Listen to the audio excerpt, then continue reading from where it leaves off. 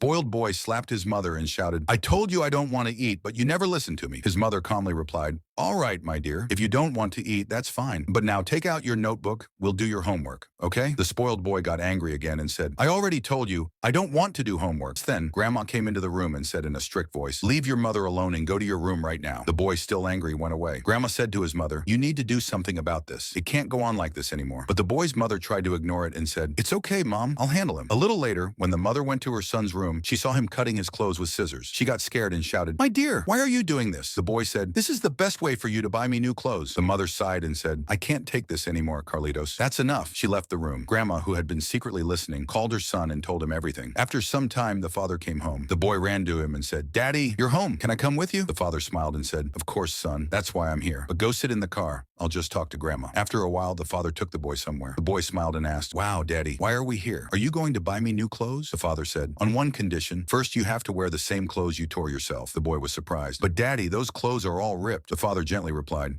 "It's your choice. If you want new clothes, you'll have to wear those." The spoiled boy wore his old torn clothes. When they reached the market, he started to feel ashamed and said, "Daddy, I don't like this. Everyone is looking at me." The father said, "What's wrong, son? Be patient. Once we buy new clothes, you can change." The boy said, "No, I can't do this. I want to go back to the car. Don't buy anything." The father smiled and asked, "Don't you trust me?" The boy said, "I do, Daddy, but I feel embarrassed." The father nodded and said, "I understand. You feel bad because people are looking and laughing at you. But be patient. Everything will be fine." After a while, the father bought him new clothes. Then he asked, "What's wrong, son? You don't look happy." The boy softly said, "I am happy, Daddy, but I still feel ashamed." The father pointed and said, "Look over there, son. Do you see that boy alone? He lives on the street. His clothes are also torn, just like yours were." The spoiled boy said, "Yes, Daddy, but that's not our fault." The father gently replied, "It's not our fault, son, but if we don't help, then it becomes our fault." He took his son to the poor boy and said, "Son, this child needs your kindness." Then he asked the poor boy, "Where is your mother, son?" With tears in his eyes, the poor boy said, "My mother? She's in the sky. She passed away." The father looked at his own son and said, "Now you see why I brought you here. Today we'll do two things. First, we'll give him food. Second, you'll give him your new clothes." The spoiled boy said, "But Daddy, you can buy him new clothes with your money. Don't take mine." The father said, "Son, sometimes we have to give up what we love the most. I'm not forcing you. It's your choice. But if you give from your heart, you'll become a better person." The boy stayed quiet for a moment, then said softly, "Okay, Daddy, I'll give them." The poor boy smiled with joy, hugged him, and said thank you. He walked away happily with the clothes. Carlitos turned to his father and said, "Daddy, you were right. Helping others really feels good." When they got home, Carlitos went to his mother and said, "Mommy, I'm sorry. I promise I won't be angry or stubborn anymore." Final message. Even if you can't always be with your children, teach them one important lesson: to love others and to help those in need.